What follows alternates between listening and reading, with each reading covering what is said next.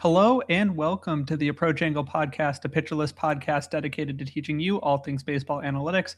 I'm your host, Nate Schwartz, joined as always by Director of Analytics, Kyle Bland. Kyle, how's your week been?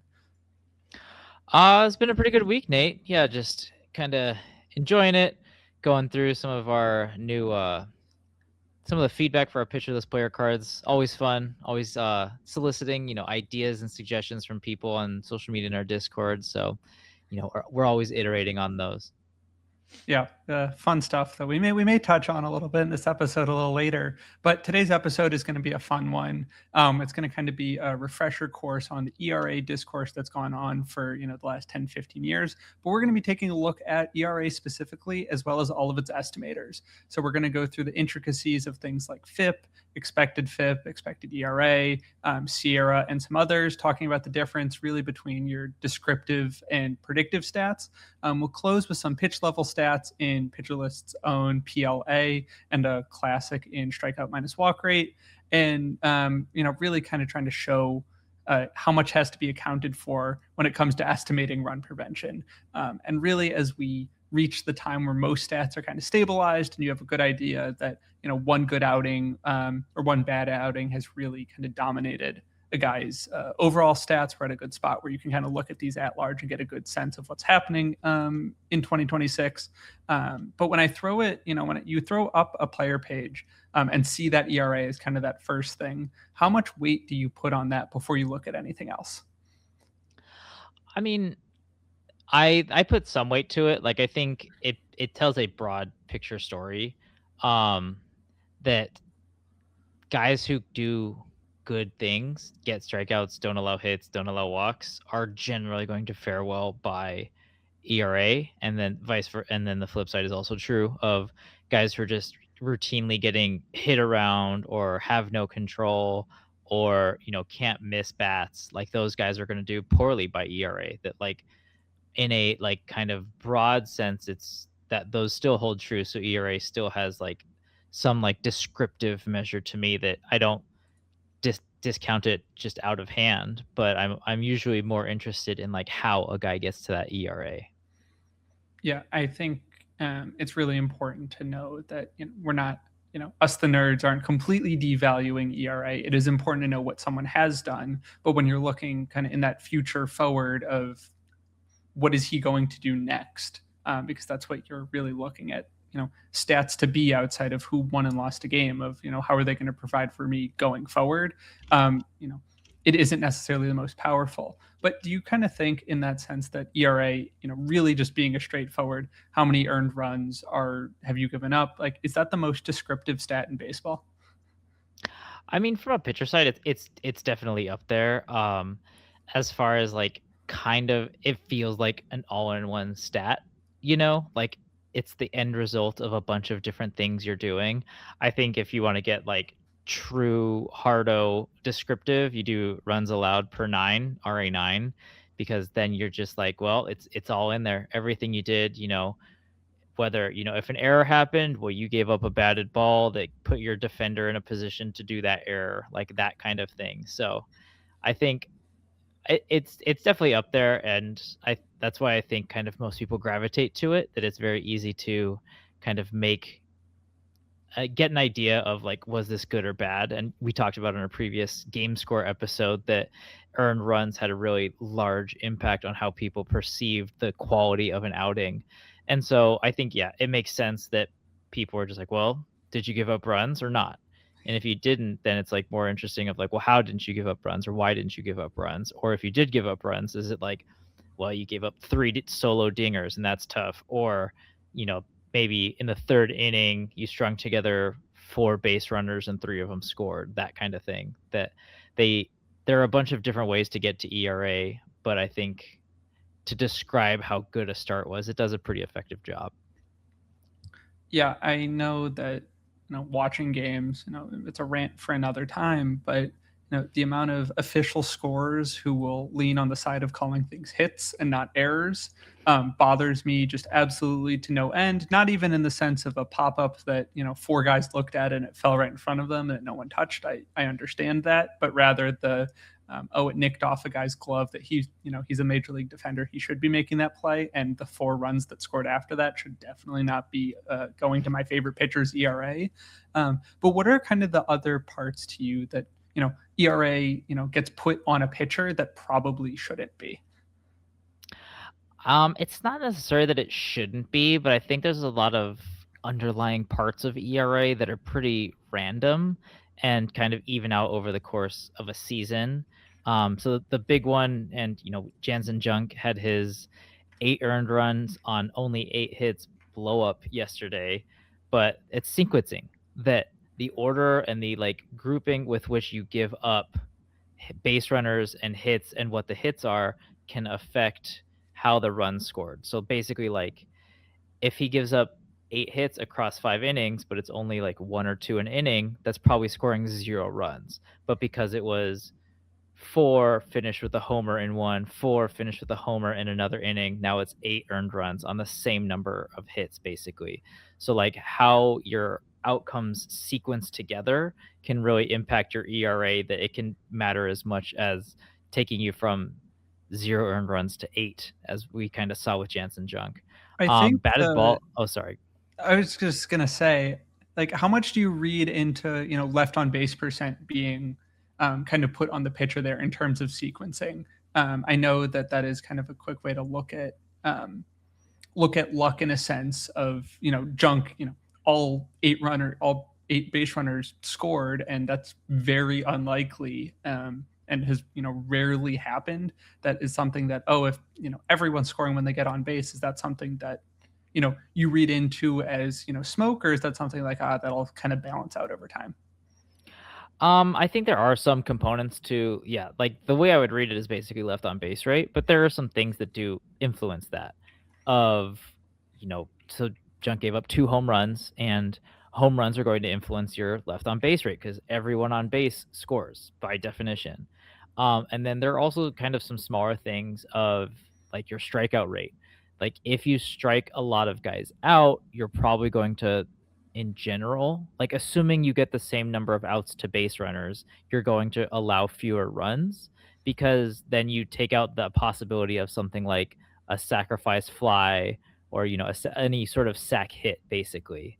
That a strikeout, runners can't advance. And so I think there are some influences that the pitcher has over what their left on base rate should be.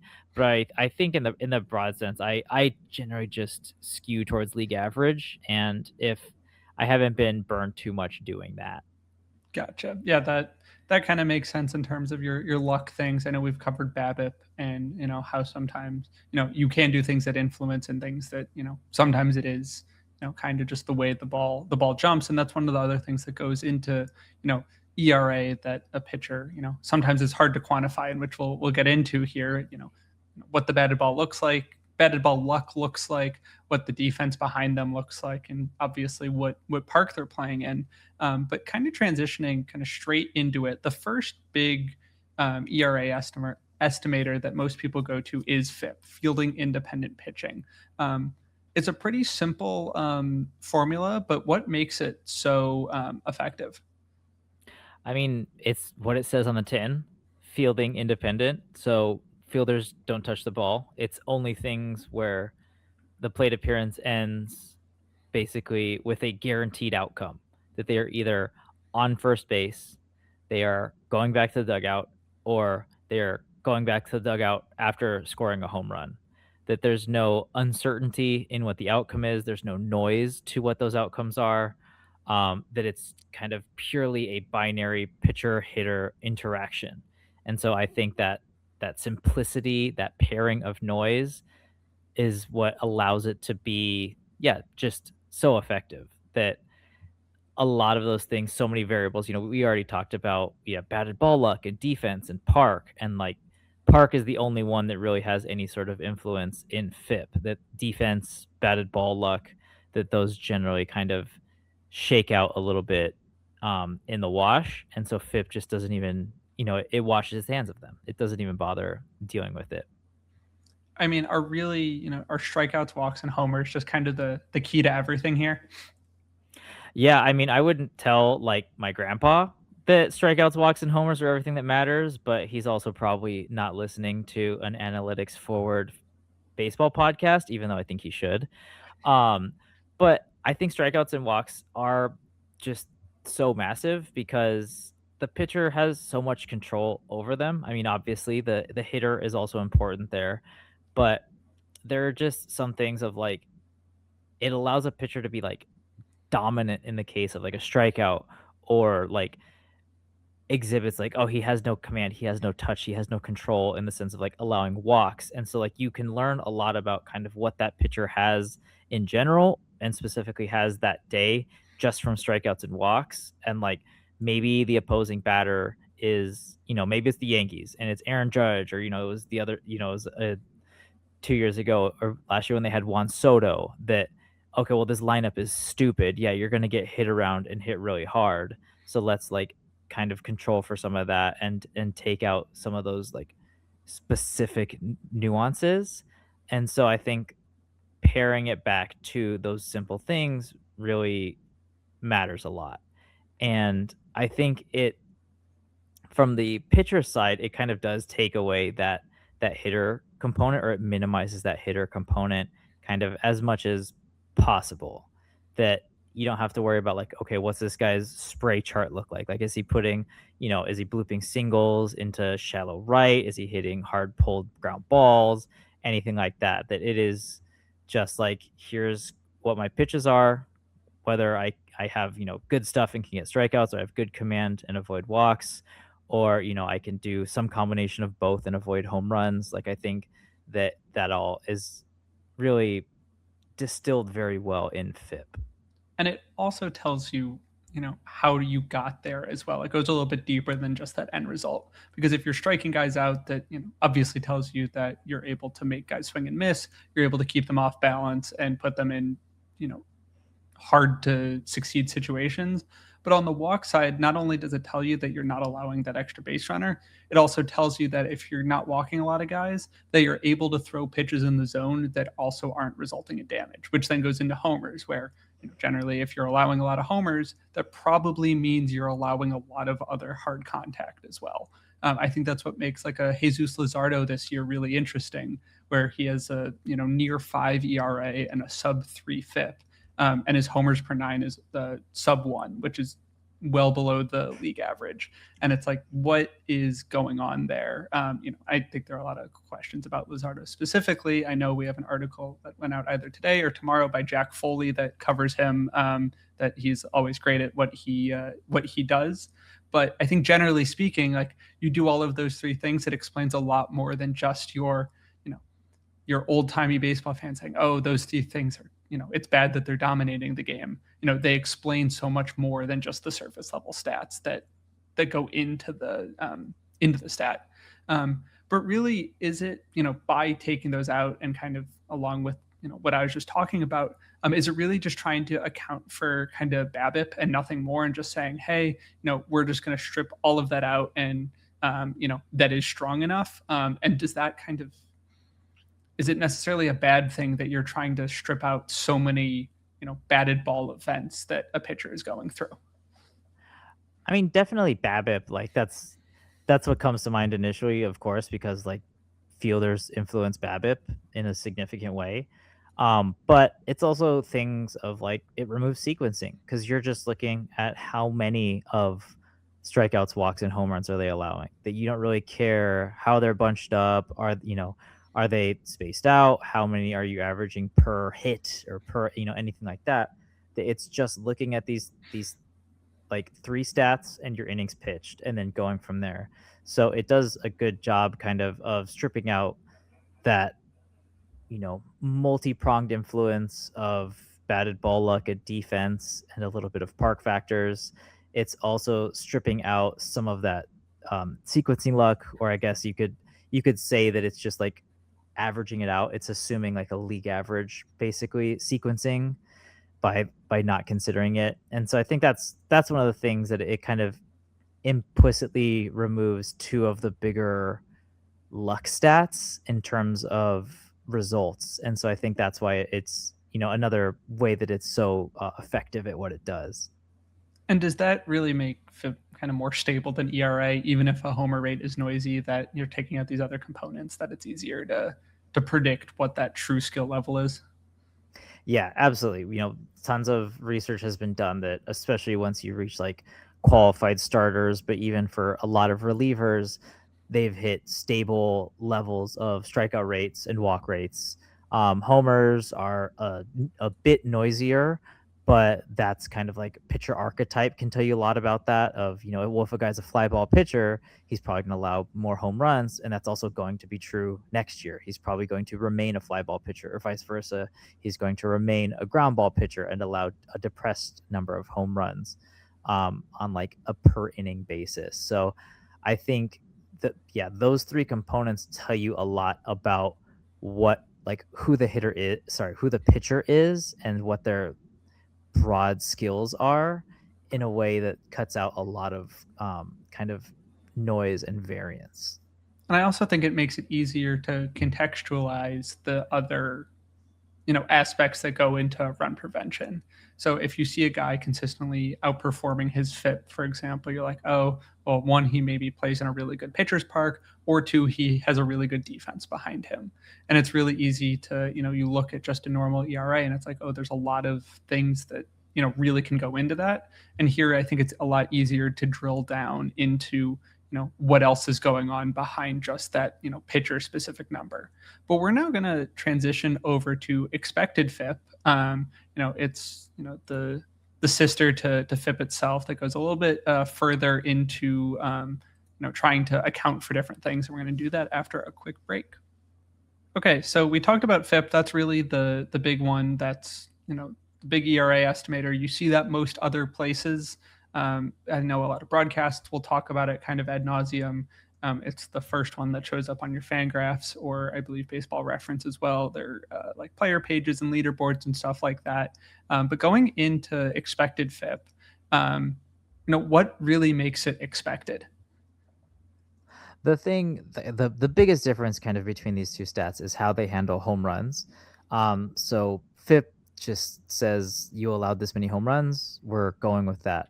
What xFIP does is it contextualizes your home runs based on your fly ball rate. So it basically says, well, how many fly balls are you giving up? And then we will assign you a league average home run to fly ball rate. So basically it strips away that third pillar of what we at PitcherList call the hotel stats, the holy trinity equating luck. So that's your BABIP, that's your left on base rate, and then homer to fly ball rate. That those are kind of the three things that I generally like to look at to see, like, okay, why is a guy over or underperforming?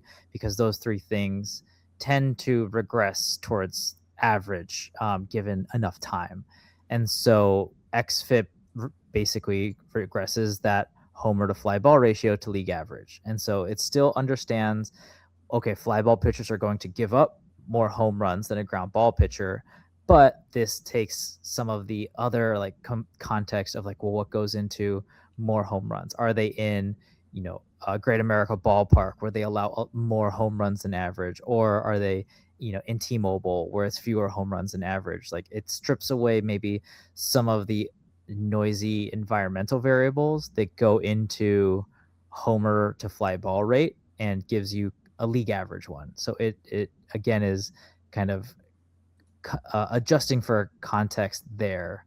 And so it's standardizing it even further and almost looking at just really the impact of what strikeouts and walks are and your batted ball profile.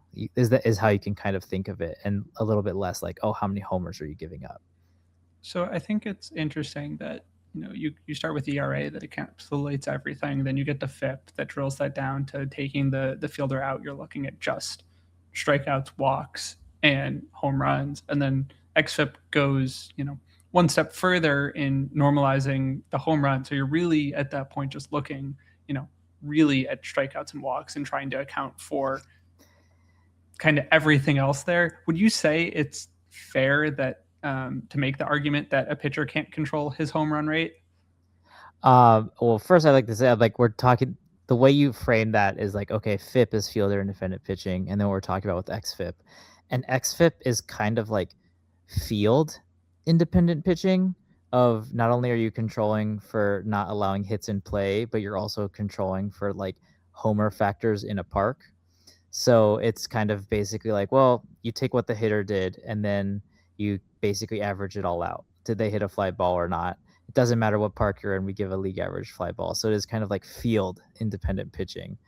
Um, as far as what can a pitcher control his home run rate? I think they can. I think like kind of modern research has shown, especially in terms of like now we have all of these pitch models that are so great, that certain shapes, like how pitches approach the plate, both in terms of speed and how they break, and definitely certain locations influence a pitcher's ability to control their home run rate. That if a guy has nasty stuff that hitters can't barrel up, then he's probably going to allow weaker contact. Or you see this a lot with like kind of sinker baller guys that generally it's going to allow they're going to have lower launch angles than average, and so that's even at the high end, at the fly ball end, they're going to have kind of a higher concentration of those low fly balls instead of like average or high fly balls that won't maybe do as much damage. And then definitely in terms of location, Alex Chamberlain has a great article about an ERA estimator called PFIP that is basically just looking at the location of where a pitch ended up and considering that as the like batted ball component. And I think like that's really interesting of like, okay, the hitter swung and hit the ball that was located here. It's like, if it's above the zone, it's likely to be a fly ball or even a pop up. Or if it's low in the zone, it's likely to be a ground ball. And I think like that's kind of a really interesting kind of first step towards controlling even for who the hitter is. Some hitters will have steeper or flatter bat paths, and that will affect it. But for the most part, where the pitch is located is going to have a pretty significant influence of what the resulting batted ball can even look like. So I think that, yeah, there is definitely an argument that pitchers can control their home run rate. If a guy's just giving up meatballs on 91, 92 mile an hour fastballs grooved middle, like, yeah, that's a skill issue. Like, don't do that. He should have a terrible home run to fly ball rate. And like, that's true for him versus if you see guys that are just like have a wipeout slider that guys can't barrel up, or that are locating, Mizurowski's locating 102 above the zone. Like, yeah, if you get the bat on that, it's probably just going to be just a pop up straight up in the air. Like, you're probably not going to really be able to barrel that as much as you'd hope. But in the flip side, we've talked too about with these new StatCast metrics, like pitches that come in faster can have a higher potential exit velocity. So there is also something of, I know this was kind of a bugaboo with Spencer Strider when he was in his Cy Young days, that he can strike out the world, but he also gets hit around hard. And so sometimes those faster pitches that, there is a higher potential exit velocity in that because they're coming in faster. So, there are a lot of components that go into it that are different across different pitchers, but I am definitely on the side of pitchers can and do influence their particular homer to fly ball rates. Yeah, I think of, two examples kind of come to mind. The first being Yuri Perez with the Marlins, who by the time you listen to this, there will be an article that I wrote out on the site about him. But what makes it really interesting is that his command, he has this incredible stuff that is really almost as good as anyone in the league. And he's just giving up a boatload of home runs. And when you look at the kind of the pitch plots for any of his breaking balls, you can see that there are two locations. There is a completely non-competitive down and away pitch that guys are not really chasing at, and there's another one that is middle of the zone. And when you average it out, like, it doesn't look as bad, but you see where these pitches are being located, and it's like, oh boy, yeah, no wonder this got crushed for a homer. It doesn't matter how good the stuff is to some extent. If you throw enough just hanging breaking balls right over the middle of the plate, you're going to perform worse than those surface level numbers perform. The other one is like an Andrew Abbott. where he's always run these really high fly ball rates. He's in Cincinnati, which is a really hitter friendly environment. And yet, for most of his career, he's pitched exceptionally well. And even this year, he had a really slow start, but his ERA is now under 4, believe it or not, with a incredible 5% strikeout minus walk rate. So really, yeah, it's not pitched great, but he's making it work. But it's kind of, where does, for you, where does xFIP break? Is it that park factors? Is it, an outlier fly ball rate like an Andrew Abbott? Yeah, so I was pulling this up and doing some research for the pod, and I looked at how how xFIP describes ERA, and I bucketed it by groups of fly ball pitchers. So I just took 5 equal sized groups and low, below average, average, above average, and high fly ball rates. And the 4 lowest ones were all basically in line with each other, that ERA and xFIP kind of related to each other at the same, rate. But the high fly ball group actually was, they would overperform their xFIP. So basically xFIP was saying that they were worse than what their ERAs ended up as. And I think some of that is, it has to do with how you count pop-ups. So I know, like, here at Pitcher List, we consider pop-ups to be kind of a distinct pitch type or a batted ball type. I know in other places they consider them like infield fly balls, which are a subset of fly balls. And so I think that's kind of something to keep in mind when you're looking at something like xFIP. I think, depending on your source for xFIP, they'll have different definitions, or like batted balls that they consider to be fly balls or not fly balls. So I think there's just kind of maybe a non-linear relation of pop-ups to fly balls that is happening at that very, very high end of fly ball rates. So I think that's kind of a way that it could break. I think, once you start adjusting for context, it's a lot of it is like, well, what are you trying to do? That xFIP tells you a lot about who a pitcher is, but it takes out, like, oh, he's in a homer park. But like, if you want to know how he's going to do the rest of the season, well, if he's a pitcher for the Reds, that park is going to be there.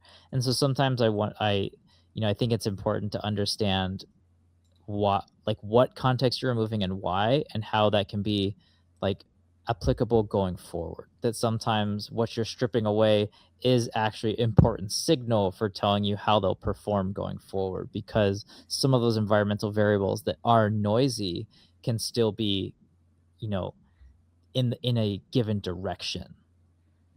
Yeah, and it's one of those things that also isn't going away in any time soon.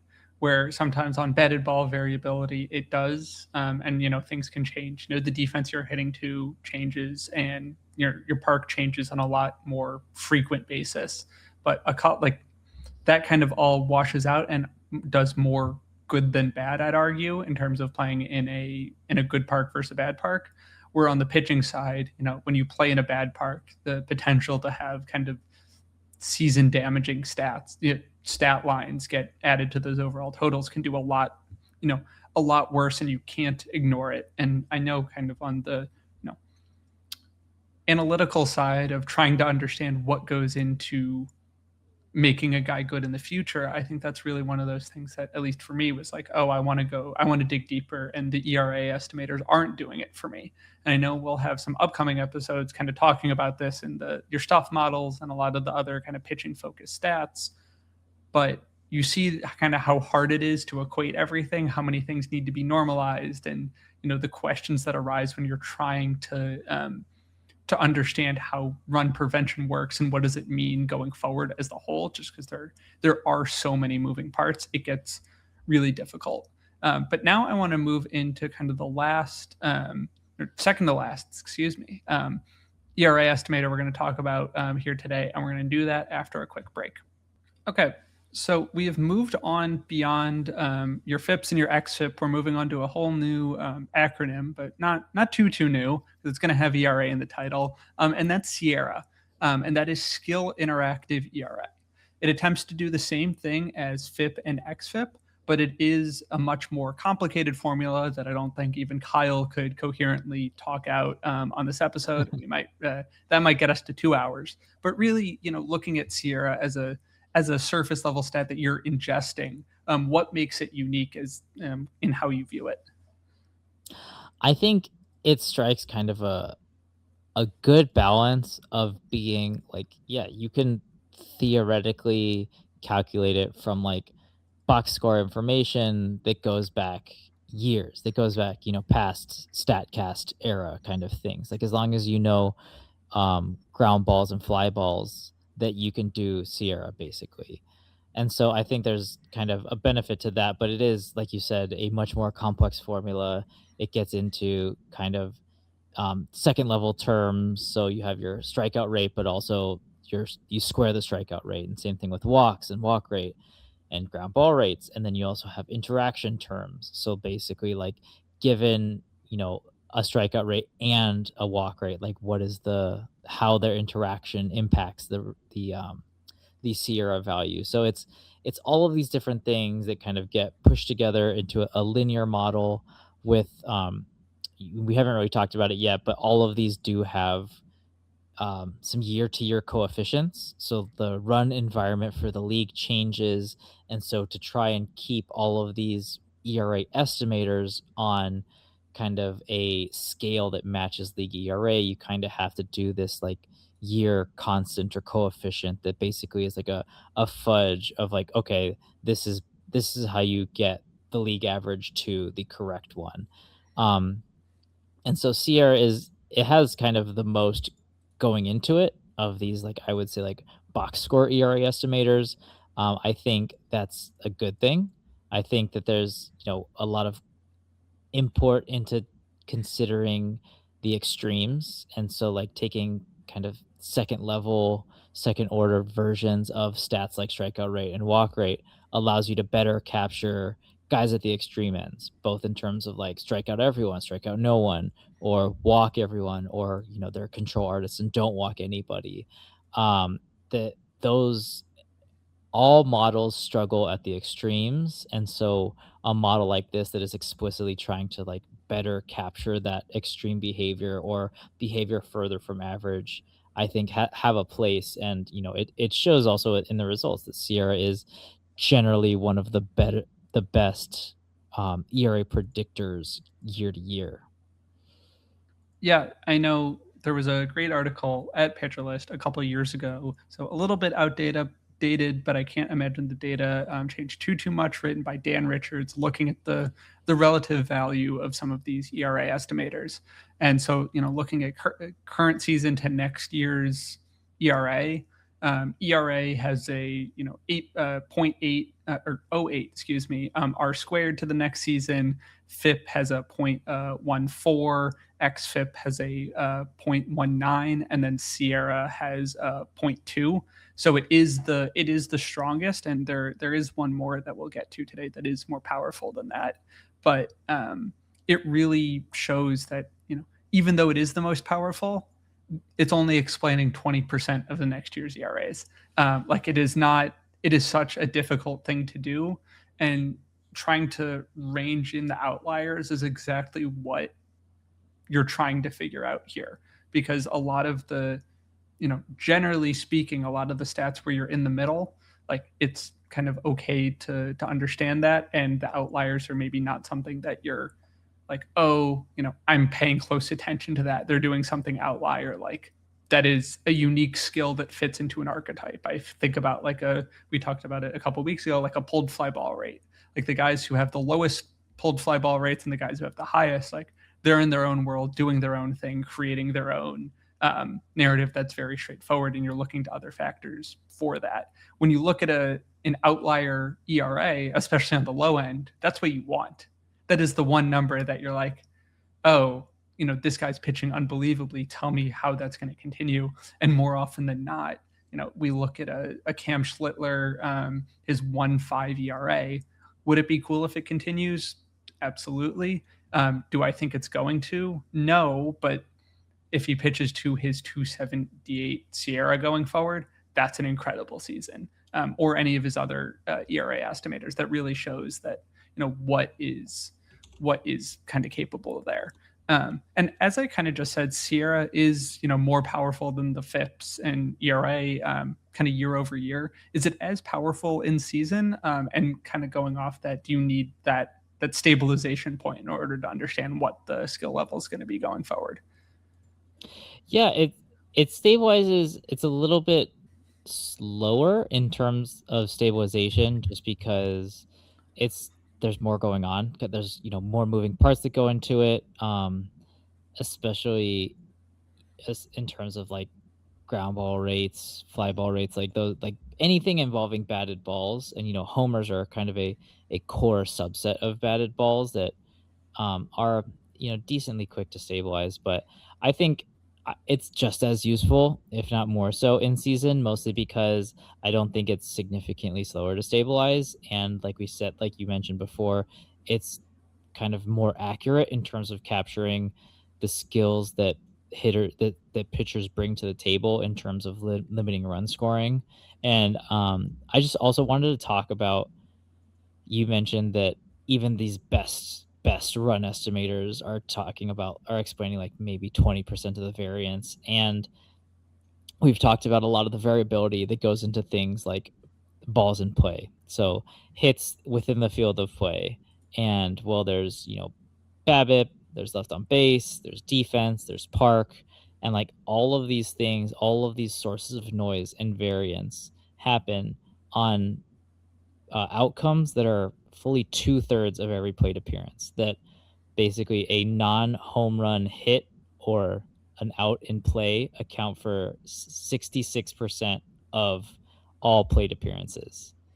And so when the vast majority of what guys are doing at the plate ends in these extremely noisy, variable, like multiple things happening outcomes, that's how you get even the things that kind of strip that noise or control or adjust for that noise as best they can, like that gives you maybe an idea of what their talent is. But like we talked about before, ERA doesn't always match talent. And so like you could be like, oh, this is a good pitcher, and it's like, yeah, but the rest of the season he just had bad, he was unlucky, he had bad variance or whatever happened.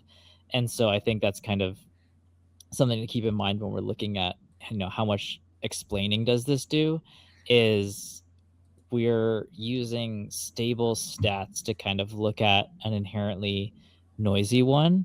And so there's always going to be some, a loss of precision and accuracy that goes on when you're looking at something like that. It's pretty funny to me that how we look at hitters, they're gonna fail, 7 to 8 times out of 10.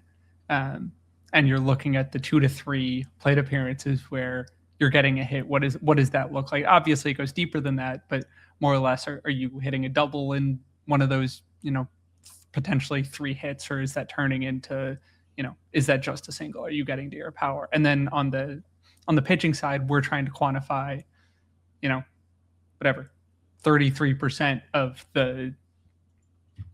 anyone's batters faced, which I think is kind of a fascinating game to play on either side. And I think it really shows that these are a great way to kind of get in the door and get that quick top level understanding. But it's really, there's many more things to be discussed when it goes into understanding what a pitcher is going to do. But we're going to transition into our last true ERA estimator, our expected ERA, and we'll do that after a quick break. And we're back. So we're going to talk about the newest ERA estimator of the bunch here, and that's going to be expected ERA. So this is a baseball savant and StatCast integration, just as another way trying to incorporate that batted ball data that we've really struggled to comprehend in the first couple that we've talked about. But this time that batted ball data is equated using exit velocity and launch angle. But Kyle, how is it calculated, including that? We've seen some complex formulas in some of the other ones, or is it pretty straightforward? It's a little bit of both. It's a similar idea in handling walks and strikeouts, that okay, they're worth, they have their own kind of linear weights value that how they relate to run scoring. But then in it takes into account all batted balls, and so it looks at, okay, well, here's, and it uses their, StatCast specific xWOBA calculation. So basically, based on the launch angle, exit velocity, and for some ground balls, the sprint speed of the batter, it'll give you an idea of like, okay, we expect it to do this much damage. So, we expect it to be a homer this often, a double this often, single out, etc. And so one of the benefits of xERA is it doesn't throw out data. It's not getting rid of, oh, okay, well, we're only looking at home runs, or even we're only looking at fly balls. It's looking at all batted balls. And so I personally like that. I'm a fan of things that kind of try and include all data, and even if they have to like control and adjust for it. um and so that's kind of the way you could think of it, is it's the FIP framework of strikeouts, walks, but then the batted ball component is the expected woba outcome that statcast provides. And so xwoba on contact is basically how you would look at it. And then it scales pretty linearly to uh, ERA, that they then like com- contort. They do like a transformation to ERA, and it's a pretty linear transformation. There's not really a lot of complex math that goes into it, just to make it basically converting from an xWOBA scale to an xERA scale. Um, and so like I think it's great. I think it's kind of one of the more modern metrics. Unfortunately, it does require a bit of a black box algorithm for what that expected woba calculation is. Baseball savant is great because you can get every result, you can get every batted balls x woba, and so you can kind of calculate it. You can get it yourself that way, but you can't get necessarily their specific formula to derive it yourself. You either have to make your own xwoba calculation or just use their outputs. So it is a little bit more like unknowable than kind of some of these other metrics that we talked about. Definitely FIP, xFIP, but even SIERA uses pretty. It's just applying constants to things. There's not a lot of like modeling that goes into it. Yeah, using WOBA is, or expected WOBA is pretty funny. There was a good quote from Cam Schlittler, best ERA in baseball today, talking about how the favorite stats he likes to rely on is not ERA, but rather strikeouts minus walks, X WOBAcon, and zone contact, really showing kind of what, for a pitcher himself who is succeeding as good as he can, those are the things he's looking at. He isn't looking at that surface level 1.5 ERA. He's saying, how many guys am I striking out? How many guys am I walking? What kind of contact am I giving up? And, am I missing bats in the zone? And that is the things that are all kind of go into the components of any of these ERA estimators, just kind of in the smaller level. But using xWOBAcon as the crux for the batted ball data, does it miss anything in particular with how they set it up? I don't know that it necessarily is lacking anything. I think there is there's always kind of a give and take with including more data and including less data, in that some of like the really poor batted balls, there's not a lot of signal that a lot of that is the hitter just mishits it for whatever reason. Sometimes they legitimately get fooled, and that results in a poor batted ball, but a lot of the times it could just be kind of a random fluky mishit. So I know I've been kind of espousing the virtues of trying to incorporate everything however you can, but there are things like Connor Kirkon's PCRA, which is basically xFIP, like we've talked about, but using barrels instead of home runs. And like that's taking this kind of like statcasty metric. So barrels, are a subset of batted balls using a given formula based on their exit velocity and launch angle. They're extremely good. They average a ton of damage on contact. I think they allow they average about a slugging of about 1.5 on batted balls. So they're very very high quality batted balls, and that's a very that keeps a lot of signal while kind of limiting those less less important, less kind of signal bearing batted balls. So that's something that, I think that now it gets kind of into like more of a philosophical, like, well, what are you trying to do with it? Are you trying to describe what happened? And in which case, I think xERA does a pretty good job of describing, like, well, what did the hitter do and what did the pitcher allow, kind of thing, without factoring in what the park or what the defense looks like behind them. Something like PCRA is a little bit more, it's a little bit more skills based of, if you're giving up kind of, if you're putting pitches in a place where they can get barreled up, or if don't have the stuff that, guys can either catch up to it or predict where it's going better, or, if the hitter is a higher quality hitter, that things like barrel rate bring in individual skill a little bit more. And so those are a little bit maybe more predictive, because once you get an idea of, okay, this is telling me how good this player is, and less, well, this is what happened, then you get a little bit more predictive power. But that's like, all of these things exist kind of along that descriptive predictive spectrum. Some are useful at both, even if they aren't explicitly designed to do both. And so like xERA is kind of like that, of it's pretty useful for both, even if it is explicitly designed to be descriptive. So that's like ways to kind of contextualize this xFIP idea using these like more modern statcasty batted ball metrics we have. Which makes sense because when you look at the R squared for year over year for expected ERA, it's exactly the same as FIP. So you can include all of the modern data, and like it doesn't, it is meant to be a descriptive stat. The other one that I find really interesting is Baseball Prospectus's DRA minus, which is deserved runs allowed, and it accounts for literally everything. It is, it includes the quality of the batter, the umpire that day, the park, the weather, the framing of the catcher. Literally every factor that you can really think of goes into that number. But they also say that that is purely meant to be descriptive.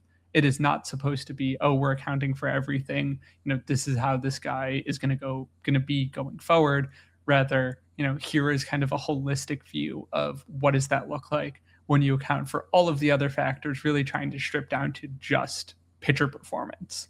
But I think kind of generally of the ERA estimators that are publicly available, do you favor anyone in particular when you're looking to use one in any of your analysis? I gotta say, I like FIP. I like it, like just the simplicity of it. That I know what's on the tin. I can at this point almost intuit like why a pitcher's FIP is what it is. But on the flip side too, if I see a FIP, I can kind of get an idea of like, okay, this is generally probably what they're doing on the like underlying end of it.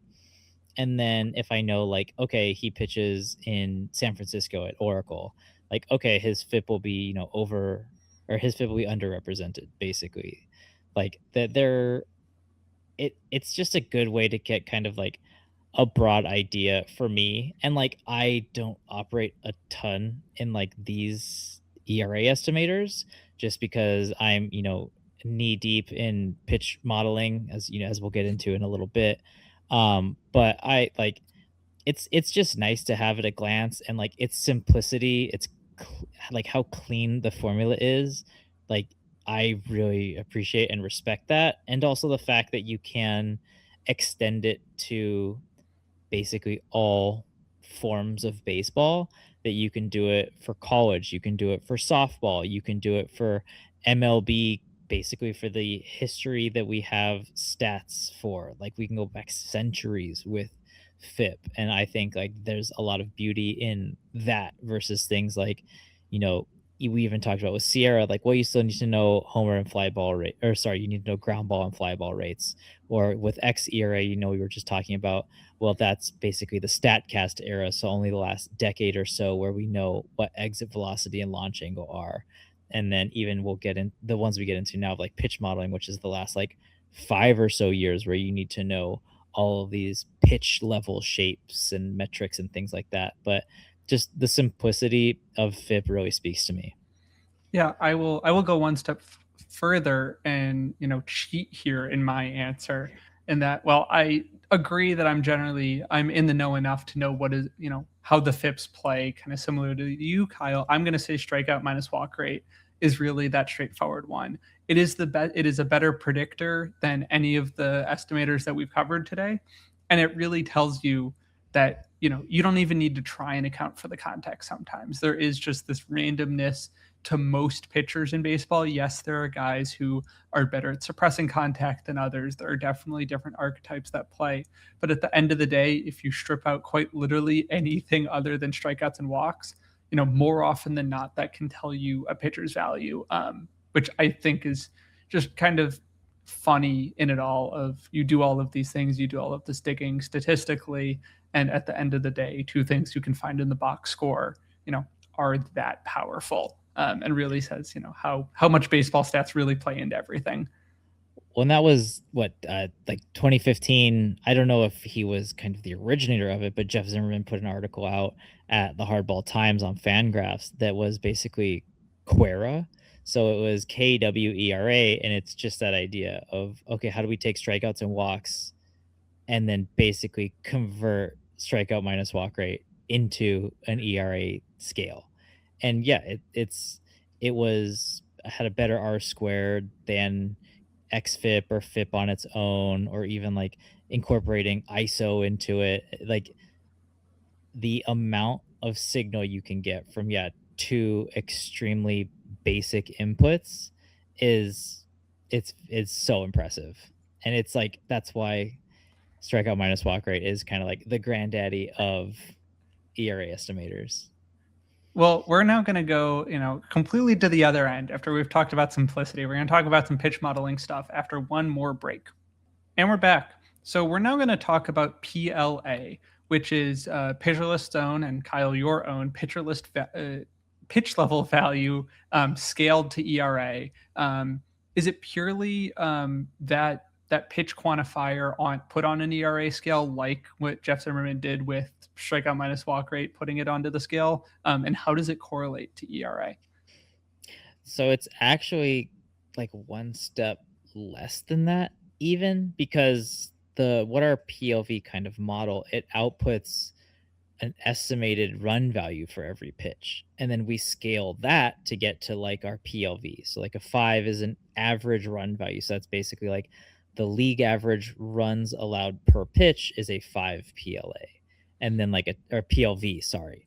And then a 10 PLV is like that's the elite, that's the top end, and a 0 is like terrible, that's at the bottom end. So the model outputs are actually runs per pitch. And so what PLA does is it just says, well, across all of the pitches you threw, how many expected runs are there? And then divide that by innings pitched and multiply by 9. Basically, the same idea of like how you calculate ERA, only instead of earned runs, it's expected runs. And so that's the idea behind that. And that's how it scales pretty similarly to ERA. We've had, I know, just going through kind of some database updates, we've had some issues kind of nailing that down because it is kind of tough to get, okay, every year, what's the constant for earned runs per pitch and all that kind of stuff. But the idea tracks across kind of all pitches, that it's expected runs in lieu of earned runs. But it's very, very similar to how we calculate ERA. And just kind of to go back, a pitch quantifier here, as you do it, grades on both shape and location, right? It's not, equivalent. I know we've talked about this before, but we did get really basic, in terms of what we've been talking about for the last 55 minutes. So it's really looking at the specific shapes of the pitch, but also the location in one, not just one or the other, right? Yeah, so it's looking at, yeah, velo shapes, so how the pitch breaks. It's looking at what the release point is like, how it approaches home plate, and then yeah, where on the plate is it, both in terms of like absolute like 3 feet above the ground, a foot inside, and in terms of like, okay, well, this hitters' strike zone specifically. Jose Altuve has a postage stamp strike zone. Aaron Judge has a much larger strike zone. So we kind of know, given the who the hitter is, we know what their strike zone is. It doesn't incorporate anything from the hitter other than that. And it also incorporates kind of context, like what the count is. Hitters approach a 0-0 count a lot differently than they would approach an 0-2 count or a 3-0 count. And so those all kind of have different weights to them, and the expected outcomes have different weights. Like a ball in a 3-0 count is a much worse outcome than a ball in a 0-2 count or an 0-0 count. And so we weight all of those outcomes accordingly. We estimate each of those outcomes for every pitch, and then that's how we get from kind of these shape, plate appearance, context, and location inputs into an expected run value output. And I think it's fun to look at the kind of the leaderboard again, being an on the ERA scale rather than the plus scale.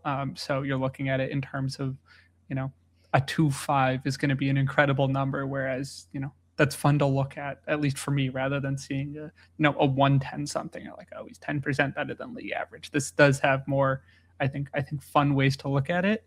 But pulling up the PLA leaderboards for 2026 so far, there's a really interesting name in terms of starting pitchers at the top. I know we've mentioned him already, but that's going to be Jansen Junk. Above a Paul Skeens, above a Chase Burns.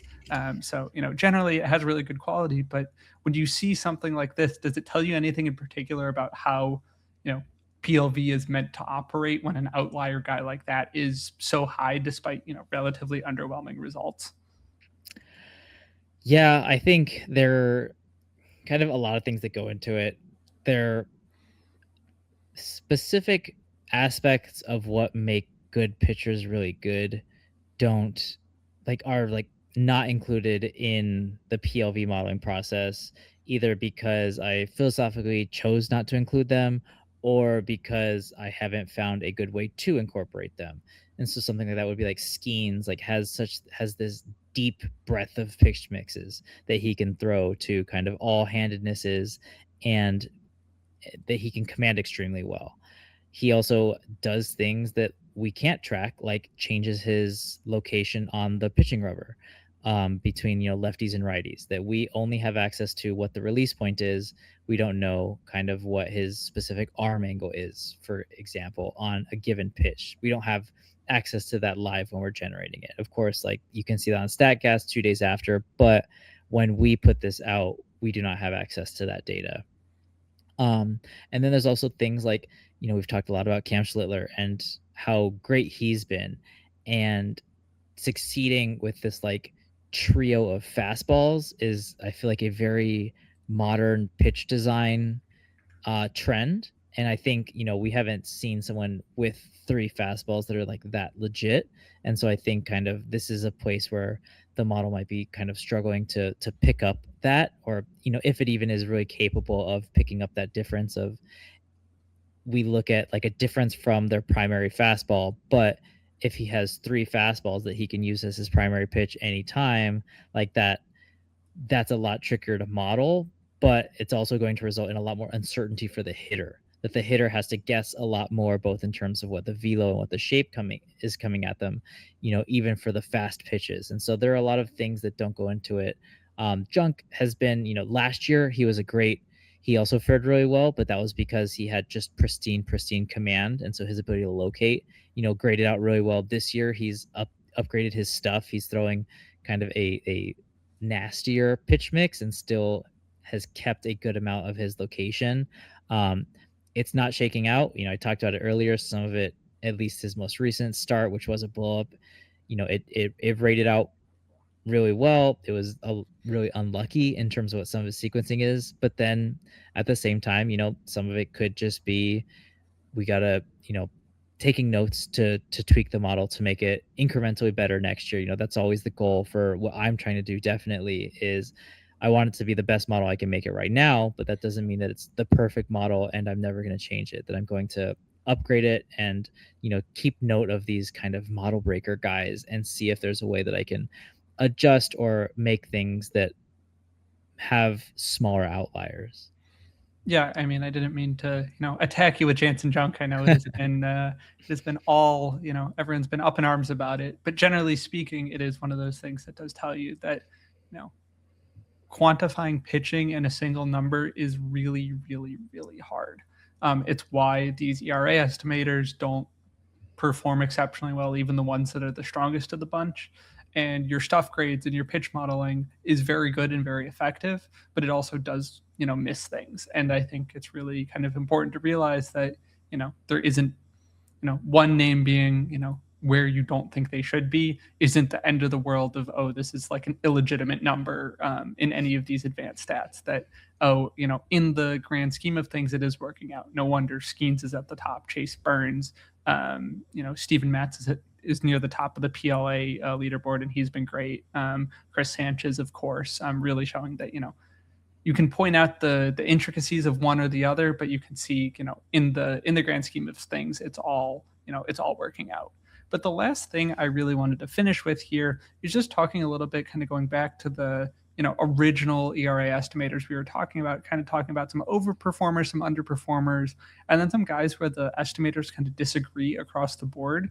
So really starting with the guys who are overperforming, and it's pretty straightforward in who you think of, and you're like, oh well, that kind of makes sense. So a Michael McGreevy, who's been exceptional, to my I'm biased for the Cardinals, and he's pitched great, and I love it. But he is well over pitching his skis. Tamayuki Sugano, who has like an only 4 ERA in Colorado, which I didn't even realize until I was pulling the data for this episode. And Nick Martinez with the Rays, who has been exceptional. Justin Robleski, who I think we don't have to spend too much time on, but he's walking some guys and he's striking out nobody. Despite pitching well, no wonder he's overperforming. And then Shohei Ohtani and Kyle Leahy, another Cardinal, and Kyle Leahy, really speaking to the Cardinals' exceptional defense. But Ohtani's a fun one where the defense is, or not the defense, sorry.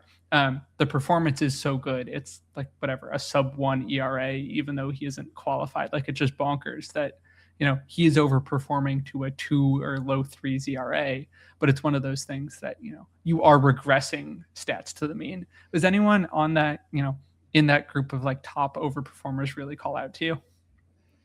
I think, besides the Cardinals devil magic that you've talked about and have been just trading on for years, decades now, it's fun to look at the 2 Dodgers on the list because, yeah, Robleski is such a fascinating case of we talk a lot about strikeout minus walk rate, and that the best guys will have a 20% value there.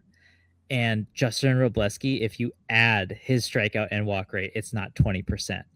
That he's relying entirely on batted ball luck to do it. And he's generally been doing a pretty good job of it. He's got above average xWOBA on contact, which is what you would like to see. He's, even though he's not striking anybody out, he's also not really walking anybody. And so those kind of balance themselves out. And so that's how you get a really good FIP. He's got, a 3.4 FIP right now, which is wild. And so this is, maybe another one of those examples of a guy that breaks that FIP xFIP distinction.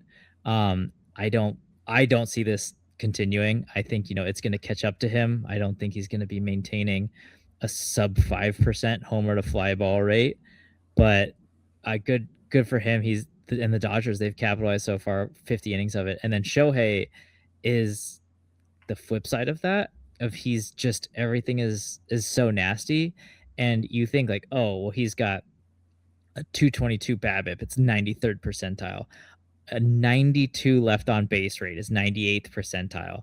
Like, even his homer per fly ball is 83rd percentile. That all of those luck stats are extremely high, but at the same time, he's also just nasty. He's got a 96th percentile xWOBA on contact. So even when guys aren't striking out or walking, they're just not hitting him. They're not squaring him up. They're not smacking him around. He's not going to stay under a 1 ERA. Bold take, I know, but he definitely is a kind of guy where I would not be surprised if even from this point forward he was under a 3 ERA, much less at the end of season if he was somewhere around like a 2.5 high twos ERA. I would not be surprised with kind of the quality of the stuff he has and how he's performed so far. Which, he's Shohei Ohtani. He decided, this year he's going to wake up and win the Cy Young, and sure enough, he might as well go and do it. I wouldn't discount that, even though Chris Sanchez has been great. But moving on to the underperformers, kind of at the top, you have a Michael Lorenzen, an Aaron Nola, a Jacob Lopez, Tyler Mahle, Luis Castillo, Jesus Luzardo, who you already talked a little bit about, Reed Detmers, and then the next on the list, who I wasn't going to include until I saw the name, Jansen Junk, who we, yes, have talked about, and see even the larger scale ERA estimators are also saying he's been one of the biggest underperformers. But anyone call out to you there of the guys who have seen the kind of the worst ERA compared to the rest of their estimators? Yeah, I'm a huge fan of Reed Detmers. I'm every year I feel like I'm willing to be hurt again just because I think he has such a capacity to have really good pitches, and for whatever reason the results just don't string together well for him. But you can even see this year he's got a 324 xERA. His FIP is 3.09. Even his xFIP isn't great, but it's still like an above average 3.83, and none of those line up with an ERA over 5. So like you're talking about at worst an above average ERA and at best quite an elite one. And that's to say nothing of he's a guy who generally has been he's a model darling, that he's got a 110 pitching plus this year. He's going at a 371 pitching bot ERA this year, and he's always rated really well by our metrics here at PitcherList. He's got a 518 PLV, which is really, really good for a starting pitcher, which translates to a 2.8 PLA. So, yeah, like a sub 3 mark there. That Reed Detmers is a guy, he's on a lot of my teams. I'm weathering the storm as much as I can. The Angels defense last year was absolutely horrific. It hasn't been as bad this year, but it's definitely not a good thing. So I'm willing to accept that he'll underperform the estimators a little bit, but I don't think it'll be as bad as he has been. Agreed. I'm also biased because I wrote an article about him a couple of weeks ago about how he's made some small tweaks to locations and usage that have really kind of seemingly in the surface level stats unlocked something that we hadn't even seen in years prior. But the last thing I want to do, I know we're running even longer than we usually do, which I think is impressive here. But talk about some guys with some estimator disagreements. So ones where some are high, some are low, and I wanted to just get your thoughts on them. So I think the first one was Jacob Lopez with the A's. So he's got this atrocious 607 ERA. It's a 695 FIP, which is generally agreeing with that performance, but the expected ERA is 3.81. What does that tell you about the interaction of the ERA estimators there? I think that it just tells you that a lot of the value is being driven by an extreme fly ball rate, that he's almost at a 70% fly ball rate. I think it's also just nuts. Like, I'm shocked that his xERA is even that low because he's at a 15% strikeout rate and a 14% walk rate. It's just outrageous. Like, I don't understand how that's possible. And yeah, I would be curious. Like, I know it's a xwOBA translation, but I'm like, walks are an important part of xwOBA, so I I'm gonna need to go and double check that because it's like I believe it, but I just have to like look and see it for myself. I don't understand how Jacob Lopez is. I would believe the FIP, xFIP, ERA side of that, and a little bit less like that to me says xERA is saying like, oh well, the batted balls he's giving up are extremely good, and I would discount that a lot. I don't think it's possible for a pitcher to have consistently, sustainably that good of batted ball results to counteract that horrific of a walk rate. Which that kind of makes sense. The only other one I really wanted to ask you about was Seth Lugo, because he had estimators going in either direction. He has a 3.68 ERA, a 2.89 FIP, but then a 4.92 expected ERA. So what does that tell you there? Kind of the other way around of the xERA being bad, the FIP being good, but even better than the ERA as it stands. Yeah, I think that tells you that FIP is seeing his 3% homer to fly ball rate and buying it, and you really should not do that. He almost has a 10% barrel rate, so that's probably why kind of xERA is as bad as it is. And again, like, he's a fly ball pitcher. If you adjust his outlier positive performance to a more league average value like xFIP does, he's going to look really, really bad, because he's also a guy who doesn't strike anyone out, but at least he's also walking less than 10% of guys.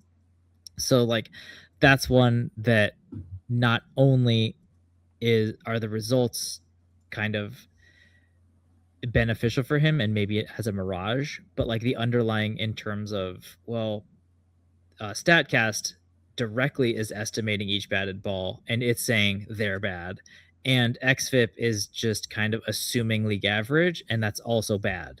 So that's something where I've been doubting Seth Lugo for a long time, and I've watched him on a lot of fantasy teams succeed, and I just don't get it.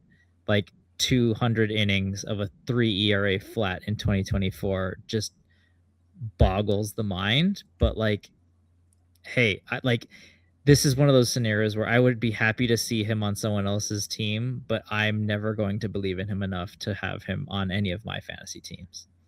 Yeah, I have him in a few places only because I don't trust my own ability sometimes. And I'm like, he's going to bother me if he's doing well somewhere else. And like, worst case scenario, I got him late enough that I can move on, and it's worked for now, and maybe I'll move on in the future. But that's the Dunning-Kruger pick of like, I don't think I've solved baseball, so Seth Lugo is going to be my anti-analytics pick to keep me honest.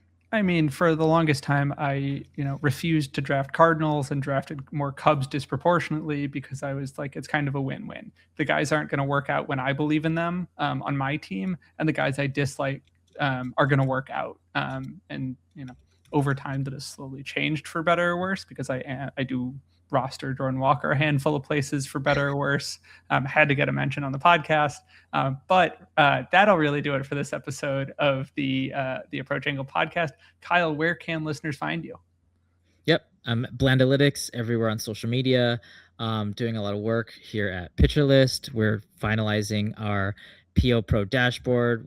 Like I said, we just refreshed a lot of our internal database to have all of these fun PLV values, all of our hitter metrics, and those will be accessible to our pro level subscribers, and that they can view like who their fantasy players are and what our internal metrics say about them. So I'm really excited about that. That'll be coming out any day now, and it's gonna be really, really cool when you guys get to see it. And you can find me at _Nate Schwartz on socials. But that'll do it for this episode, and we will see you on the next one.